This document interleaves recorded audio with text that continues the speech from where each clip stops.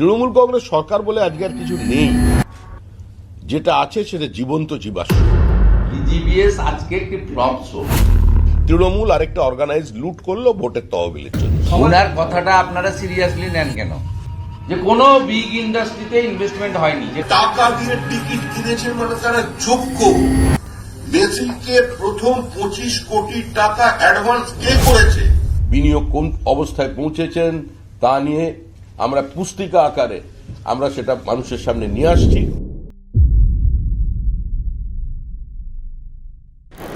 পশ্চিমবঙ্গের মানুষের সামনে আবার নতুন করে শিল্পায়নের স্বপ্ন দেখানোর একটা দুর্বল চিত্রনাট্য। এই সরকার যেদিন ক্ষমতায় আসেন সেদিন 1,92,000 কোটি টাকার ঋণ নিয়ে ক্ষমতায় এসেছিলেন। বাংলাকে মহারাষ্ট্র হতে দেব না। ফরেন ডাইরেক্ট ইনভেস্টমেন্ট মহারাষ্ট্রে 36.6 আর পশ্চিমবঙ্গে 0.6%। এই রাজ্য থেকে একটার পর একটা শিল্পপতি ভিন রাজ্যে নিজের পুঁজি সরিয়ে নিয়ে যাচ্ছেন। যারা বিজিবিএস এর মঞ্চে দাঁড়িয়ে আজকে বলবেন এত ভালো শিল্প বান্ধব পরিস্থিতি আর অন্য কোনোদিন তৈরি হয়নি, তাদেরই 9 বছরের ব্যালেন্স শিট দেখুন, তারা বিনিয়োগ করেছেন ভিন রাজ্যে। আমাদের ক্রীড়ামন্ত্রী জীবন্ত কিংবদন্তি মেসি যখন আসবেন প্রোটোকল হিসেবে তার পার্টনার তিনি ছিলেন, তার বেশ কয়েকজন লোক সঙ্গে নিয়েছিলেন। কাদের গ্রেপ্তার করা হচ্ছে? একজন অর্গানাইজারকে। ক্রীড়ামন্ত্রীর ক্ষমতা আছে তার নিজের নির্বাচনী কেন্দ্র টালিগঞ্জে দিয়ে একটা বড় ফুটবল ম্যাচের আয়োজন করার, অনুমোদন ছাড়া, অদান্যতা ছাড়া, বড় নেতাদের পারমিশন ছাড়া। আজকে যাদের গ্রেপ্তার করা হয়েছে, যে বাচ্চা বাচ্চা ছেলেগুলোকে গ্রেপ্তার করা হলো, যারা টাকা দিয়ে টিকিট কিনেছে মানে তারা যোগ্য, তারা সরকারি চাকরি করে, মাল্টিন্যাশনাল কোম্পানিতে চাকরি করেন, উচ্চশিক্ষিত ছেলে, তাদের গ্রেপ্তার করা হয়েছে। 7 দিনের জেসি হয়েছে তাদের। আর যারা এই প্রাতিষ্ঠানিক লুট করল তারা কোথায়? মেসিকে প্রথম 25 কোটি টাকা অ্যাডভান্স কে করেছে? এর মধ্যে কারা আছে? গোটা তৃণমূল দল যুক্ত। ওই বঙ্গোপসাগরেই আজকে আমাকে সাক্ষী রেখে তোমার বিসর্জন হবে। 2026-এর নির্বাচন তৃণমূলের বিসর্জন। কারণ এই লড়াই বিজেপির সঙ্গে তৃণমূলের লড়াই নয়, পশ্চিমবঙ্গের সাধারণ মানুষের সঙ্গে তৃণমূল কংগ্রেসের লড়াই। মানুষ স্থির করে নিয়েছে এই প্রাতিষ্ঠানিক দুর্নীতি উপহার দেওয়ার সরকারকে, এই লুটেরাদের সরকারকে আর তারা ক্ষমতায় রাখবে না। এই মুহূর্তে শিল্প বান্ধব পশ্চিমবঙ্গের আবহে বিজিবিএস যখন মঞ্চস্থ হতে চলেছে, আসল পশ্চিমবঙ্গের অর্থনীতির চেহারা কি, বিনিয়োগ কোন অবস্থায় পৌঁছেছেন তা নিয়ে আমরা পুস্তিকা আকারে আমরা সেটা মানুষের সামনে নিয়ে আসছি। আমাদের বিরোধী দলনেতা এই নিয়ে আপনাদের সামনে এরপরে বক্তব্য রাখছেন। মুখ্যমন্ত্রী ক্লান্ত, মুখ্যমন্ত্রী পরিশ্রান্ত, মুখ্যমন্ত্রীর মন মেজাজ কোনোটাই ভালো নেই। তাই নিউ টাউনে 200 কোটি টাকা ব্যয়ে বিশ্ব বাংলা কনভেনশন সেন্টারের পরিবর্তে বাড়ি থেকে ঢিলছোড়া দূরত্বে ধনধান্য যে অডিটোরিয়াম, সেখানে 2 দিন ব্যাপী এই বিজনেস সামিট হতে চলেছে। 12:30 থেকে রেজিস্ট্রেশন, উপহার প্রদান, নানা ধরনের খাদ্য সামগ্রী গ্রহণ এবং বেলা 2:30 থেকে সুমধুর বচন এবং ভাষণ। আমাদের বিজিবিএস এ মাননীয় মুখ্যমন্ত্রী এবং তথাকথিত উনার পার্শ্বদের নিয়ে 2015 সাল থেকে যতগুলো মৌ করেছেন, মৌর সংখ্যা, ঘোষিত ইনভেস্টমেন্টের ডালভরা প্রতিশ্রুতির অ্যামাউন্ট এবং আপনার বিশেষ কয়েকটি পয়েন্ট আমি শুধুমাত্র জনগণের জ্ঞাতার্থে তুলে ধরছি। বাকিটা আপনার এই বইতে একদম গ্রাফিক্স করে, প্যারামিটার করে সুন্দর করে এখানে দেখানো রয়েছে, যেটিকে প্রামাণ্য দলিল হিসেবে আগামী দিনে কাজ করবে। 2015-তে টোটাল ইনভেস্টমেন্ট ইন ক্রোড 2,43,100 কোটি টাকা, মৌ স্বাক্ষরিত হয়েছিল 54টি। 2016 সালে মৌ স্বাক্ষরিত হয়েছিল 90টি, বিনিয়োগের প্রতিশ্রুতি ছিল 2,50,000 কোটি টাকা। 2017 সালে, আমি এটা না আপনাকে মিডিয়া গ্রুপে ফটোকপি নামিয়ে দেবো, তাহলে সুবিধা হবে। আমি 2017 সালে ইনভেস্টমেন্ট টোটাল ঘোষিত, অ্যাকচুয়ালটা পরে আসছি, 2,35,000 কোটি টাকা, স্বাক্ষরিত মৌর সংখ্যা 110। 2018 সালে টোটাল অ্যামাউন্ট 2,20,000 টাকা, স্বাক্ষরিত মৌর সংখ্যা 137। 2019 সালে টোটাল অ্যামাউন্ট 2,84,000 কোটি টাকা, স্বাক্ষরিত মৌর সংখ্যা 86। 2022 সালে 3,42,000 কোটি টাকা, স্বাক্ষরিত মৌর সংখ্যা 137। 2023 সালে টোটাল অ্যামাউন্ট 3,76,000 কোটি টাকা, স্বাক্ষরিত মৌ 188টি। 2024 সালে 4,40,000 কোটি টাকা, টোটাল মৌ হচ্ছে 212টি, অর্থাৎ ক্রমান্বয়ে ঊর্ধ্বগতি, হিমালয় পর্বতের মতো। 2015-তে কি ইনভেস্টার হিসেবে মৌ করেছিলেন এবং ডিক্লারেশন দিয়েছিলেন এবং ইমপ্লিমেন্ট হয়নি ITC, Bharti enterprise, RP group. এখানে বিজিবিএস তো একজনই করে, উজ্জ্বল সিনহা, তাকে দেওয়া আছে। 2016-তে কি ইনভেস্টার ছিলেন মানে মৌতে? হীরানন্দানী গ্রুপ এবং জেএসডব্লিউ। এখানে খরচ হয়েছিল বিজিবিএস অর্গানাইজ করতে 30 কোটি টাকা।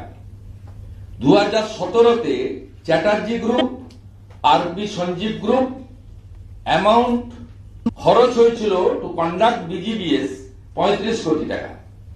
মানে প্রত্যেক বছর হিসাব করা আছে 5 কোটি করে বাড়বে। তা 2018-তে রিলায়েন্স গ্রুপ, জিএসডব্লিউ, অম্বুজা নেওটিয়া, আরবি গ্রুপ 40 কোটি টাকা cost involvement two organise the BGBS. 2019-এ Coca কোলা ছিল মেন ইনভেস্টার, কি ইনভেস্টার মানে মৌতে, নট গ্রাউন্ড, 45 কোটি টাকা কস্ট ইনভলভমেন্ট। ওখানে মনে রাখা দরকার তাজপুর বন্দর ছিল। 2023-এ রিলায়েন্স, জিএসডব্লিউ, কস্ট ইনভলভমেন্ট 50 কোটি টাকা। 2024-এ রিলায়েন্স, জেএসডব্লিউ 67 কোটি টাকা আপনার কস্ট ইনভলভমেন্ট লাস্ট বছর। এবছরের পরে পাওয়া যাবে। এবারে আপনাকে বলি, এই যে আপনি যোগ করে ফেলুন, 2015-তে 2,43,000 থেকে 2024-এ 4,40,000, টোটাল প্রায় 20 লক্ষ কোটি টাকার মতো ইনভেস্টমেন্ট এখানে মৌ করা হয়েছে। এবং 2015 54, তারপরে লাস্ট 212, টোটাল যদি এই সংখ্যা আপনি যোগ করেন তাহলে দেখবেন 800 মৌ সাইন। আমাদের এই পুরো সরকারের পিরিয়ডে আপনার ইনভেস্টমেন্ট হয়েছে 2022-এ 1,37,000 কোটি টাকা, 2023-এ 96,000 কোটি টাকা, 2024-এ 1,23,000 কোটি টাকা। মানে কোথায় ইনভেস্টমেন্ট হয়েছে? মূলত এসএমই সেক্টরে এমপ্লয়মেন্ট ক্রিয়েশন এবং এমপ্লয়মেন্ট, এটাও হতে পারে না বড় ইন্ডাস্ট্রি ছাড়া। এবং এক্ষেত্রে এফডিআই, এই যে আমি বললাম যে সামান্য টাকা ইনভেস্টমেন্ট হয়েছে, এটা মূলত আপনার অ্যাগ্রো প্রসেসিং ইউনিটগুলোতে। শ্রমিকদের কথাকে ধরেই বলি যে কোনো বিগ ইন্ডাস্ট্রিতে ইনভেস্টমেন্ট হয়নি, যেটা দিয়ে আমাদের পশ্চিমবঙ্গে যে 7 লক্ষ কোটি টাকা ঋণ হয়ে গেছে ডিজাস্টার, সেখান থেকে বাঁচার একমাত্র উপায় হচ্ছে নিজস্ব রেভিনিউ, রাজস্ব বাড়ানো। সেটা বড় ইন্ডাস্ট্রি ছাড়া হতে পারে না। অ্যান্সিলিয়ারি না হলে ডেভেলপমেন্ট এবং জব অপরচুনিটি হাজারে হাজারে লক্ষ লক্ষ তৈরি হতে পারে না। এবং আপনাদের এই যে মিনিমাম যে ইনভেস্টমেন্ট আপনাদের বললাম 15 বছরের রাজত্বে, সেটা কমপ্লিটলি আপনার অ্যাগ্রো ইন্ডাস্ট্রিতে, যিনি লিচু থেকে কিছু, আম থেকে কিছু, ফ্রুট জুস, এই ছোট ছোট 20 কোটি, 25 কোটি, 30 কোটি, 50 কোটি, হার্ডলি 100 কোটি, এবং ব্যাংক ফাইন্যান্স করে, এবং এটাও হয়েছে প্রধানমন্ত্রীর বদান্যতায় পিএমইজিপিইপিতে, এবং মুদ্রা যে স্কিম যেখানে 5 কোটি টাকা পর্যন্ত আপনার দিচ্ছে, এবং আপনার সেইখানে স্মল স্কেল ইন্ডাস্ট্রির ক্ষেত্রে, এমএসএমইর ক্ষেত্রে এই মেন ইনভেস্টমেন্ট হয়েছে। আর রিলায়েন্স সহ তারা এই পাইপলাইন বেছানোর জন্য যে ইনভেস্টমেন্টটা পশ্চিমবঙ্গে হয়েছে রাস্তা করে, তার জন্য সব ড্রেন চলে গেছে, রাস্তা চলে গেছে, রিপেয়ারিং হয়নি, জলের সেন্ট্রাল গভর্নমেন্টের রুটিন ইনভেস্টমেন্ট। হ্যাঁ, এবং এই ক্ষেত্রে পাইপ মানে তার বেছানো, আর বাকি এখানে আপনার পোর্ট, এনএইচ, রেলওয়ে এবং এয়ারপোর্ট অথরিটি অফ ইন্ডিয়া, তারা যে ইনভেস্টমেন্ট করেছেন, এই সামান্য ইনভেস্টমেন্টের একটা বড় লার্জ মানে সেকশন, মানে ফান্ড, লার্জ পোর্শন, এটা কিন্তু সেন্ট্রাল গভর্নমেন্টের যে বিভিন্ন আন্ডারটেকিং রয়েছে তাদের ইনভেস্টমেন্টেও এক্ষেত্রে ধরা হয়েছে। যেমন এনএইচ এর ক্ষেত্রে তারা অনেকগুলো র মেটেরিয়াল এবং প্রসেসিং ইউনিট করেছেন। পাথর, আপনার পাথরকে প্রসেসিং করে পিচকে প্রসেসিং করা, এয়ারপোর্টে কার্গো, নতুন নতুন কার্গোর যে ইউনিট বানানো, র হাউস তৈরি করা। আর পোর্টের ক্ষেত্রে আপনি জানেন শালুকখালী পোর্ট 2 তৈরি হচ্ছে, সেখানে ইনভেস্টমেন্ট এসেছে 2000 কোটি টাকা। আইওসিতে ইনভেস্টমেন্ট এসেছে, ডিলেট ক্র্যাকার ইউনিটে 2200 কোটি টাকা। এইগুলো যদি ধরেন, অ্যাকচুয়াল পশ্চিমবঙ্গের যে বিজিবিএস এ এখনো পর্যন্ত বিজিবিএস অর্গানাইজ করার জন্য যে 500 কোটি টাকা শুধু উপহার, ভাষণ, খাওয়া দাওয়াতে খরচ হয়েছে, 500 crore অ্যাপ্রক্স, সেই তুলনায় এই রাজ্যে ইনভেস্টমেন্ট জিরো। অর্থাৎ বিজিবিএস আজকে একটি ফ্লপ শো। আর পরের পোর্শনে বলি, শ্রমিকদা যেটা বলেছেন যে 5টি দর্শকদের ধরা হয়েছে, আরো কাউকে কাউকে তাদের পিছনে এই মেসি কাণ্ড নিয়ে করা হয়েছে, তাদের লিগ্যাল সাপোর্ট, বেল করানো, সব বিষয়টাই আমরা দেখব। আমি যে পিলটা করেছি আগামীকাল সেটা আছে, সেখানে আমাদের লয়াররা এই ফলস এফআইআর গুলোতে স্থগিতাদেশ চাইবে। তৃণমূলেরই এক সাংসদের প্রশ্নের উত্তরে পার্লামেন্টে সংশ্লিষ্ট মন্ত্রী উত্তর দিয়েছেন যে টাকা পশ্চিমবঙ্গে এসেছিল সেই টাকার অর্ধেক তৃণমূল কংগ্রেস খরচা করতে পারেনি, বাস্তবায়িত করতে পারেনি, কারণ কাকে কাজ দেবে, কাকে প্রায়োরিটি দেবে, এই জন্য তারা কাজ করতে পারছে না। তৃণমূল কংগ্রেস সরকার বলে আজকে আর কিছু নেই, যেটা আছে সেটা জীবন্ত জীবাশ্ম, এটা চলে যাবে। যে মানুষগুলো 12,000 টাকা দিয়ে টিকিট কেটেছিল, যারা 300 টাকা দিয়ে জল খেয়েছে, 200 টাকা দিয়ে জল খেয়েছে, 100 টাকায় চিপস খেয়েছে, খেয়ে মেসির পরিবর্তে অন্য কাউকে দেখেছে মাঠে গিয়ে, তাদের কি হবে? নাটক হচ্ছে। পদত্যাগ অরূপ বিশ্বাসের ক্ষমতা আছে, অরূপ বিশ্বাস একটা ম্যাচ অর্গানাইজ করে দেবেন যুব ভারতী ক্রীড়াঙ্গনে, পুরো পুলিশ নামবে। ডায়মন্ড হারবার ফুটবল ক্লাব, মোহনবাগানের তো উচিত, আমি আবেদন করব মোহনবাগানের প্রত্যেকটা সমর্থকের কাছে, প্লেয়ারের কাছে, যে মোহনবাগানের সঙ্গে একটা স্বাধীনতা সংগ্রামের একটা নির্দিষ্ট অতীত জড়িয়ে আছে, একটা ঐতিহ্য আছে।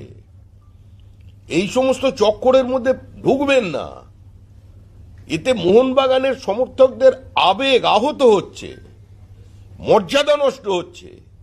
এইসব লুট, দালাল চক্র, এরা এই সমস্ত তৈরি করেছে। সেলফি তোলা হচ্ছে লক্ষ লক্ষ টাকা, এটার সঙ্গে কোন ফুটবলের যোগ আছে? কারা মেসিকে ঘিরেছিলেন? ফুটবল তো অনেক দূরের কথা, পাড়ার গলিতে টেনিস বলে কোনোদিন পা লাগায়নি, তারা এখানে মেসির পাশে চলে গেছেন। মেসির মতো করে ডজ করে বেরিয়ে চলে গেছে, গরিব মানুষ প্রতারিত হয়েছে। তৃণমূল আরেকটা অর্গানাইজ লুট করলো ভোটের তহবিলের জন্য। বিজেপি কোনো মুখ মুখোশের রাজনীতি করে না, বিজেপি ব্যক্তি নির্ভর রাজনৈতিক দল নয়। ওনার কথাটা আপনারা সিরিয়াসলি নেন কেন?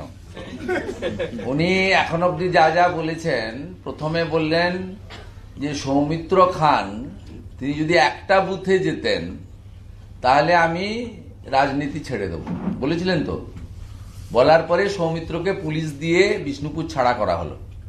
সুপ্রিম কোর্ট থেকে বেল নিলেন 2019-এ, কন্ডিশনাল বেল, বলা হলো বিষ্ণুপুর বা বাঁকুড়া জেলায় ঢুকতে পারবেন না। উনার 7টা বিধানসভার মধ্যে খণ্ডঘোষে প্রচার করেছিলেন, যেহেতু সেটা বর্ধমানে। 6টা বিধানসভায় উনার তৎকালীন যিনি অর্ধাঙ্গিনী ছিলেন ওনার মিসেস প্রচার করেছিলেন। সৌমিত্র খান অনেক ভোটে জিতেছিলেন। দ্বিতীয়, আপনাদের স্মরণের জন্য বলি, 2019-এ একইভাবে ব্যারাকপুরে গিয়ে ভাটপাড়াতে গিয়ে উনি বলেছিলেন যে অর্জুন সিং যদি নির্বাচিত হয় আমি রাজনীতি ছাড়ব, 2 লক্ষ ভোটে হারাবো। হ্যাঁ, 2 লক্ষ ভোটে হারাবো। তারপরে 2021-এ নন্দীগ্রামে গেছিলেন ওনার পিসির জন্য প্রচারে। তা সেখানে গিয়ে বলে এসেছিলেন শুভেন্দু অধিকারী যদি এখানে জিততে পারে তাহলে আমি রাজনীতি ছাড়ব। এরকম অসংখ্য উদাহরণ রয়েছে। শিল্প, বিনিয়োগ, অর্থনীতিতে বাংলা যে জায়গায় ছিল সেই জায়গায় ফিরিয়ে আনার কমিটমেন্ট বিজেপি দিচ্ছে। আমি গ্যারেন্টি দিচ্ছি, এই ভাষা তিনি অত্যন্ত দ্ব্যর্থহীন ভাষায় বলেছিলেন, যাকে বলেন একবারে ভিতর থেকে উইল ফোর্স কাজ করেছিল ওনার সেই দিন। আমি এই জায়গা আনবো, আমি আপনাদের কমিটমেন্ট দিচ্ছি। তাই সেই লক্ষ্যে আমরা লড়াইটা করব। ভারতীয় জনতা পার্টি নিচের তলায় যারা পরিবারগুলোকে আমরা সঙ্গে যুক্ত করে ভোট বাড়াতে চাই, ভারতীয় জনতা পার্টির কর্মীরা চান না তৃণমূলের কোনো নেতা এখানে এসে তার আসর সমৃদ্ধ করুন। ভারতীয় জনতা পার্টির রাজ্য সভাপতি, বিরোধী দল নেতা প্রত্যেকে ওয়ার্কারদের সেন্টিমেন্টকে মর্যাদা দিয়ে চলবে। এই নির্বাচনে কর্মীরা এবং রাষ্ট্রবাদী ভোটাররাই শেষ কথা বলবে, কোনো নেতা শেষ কথা বলবে না।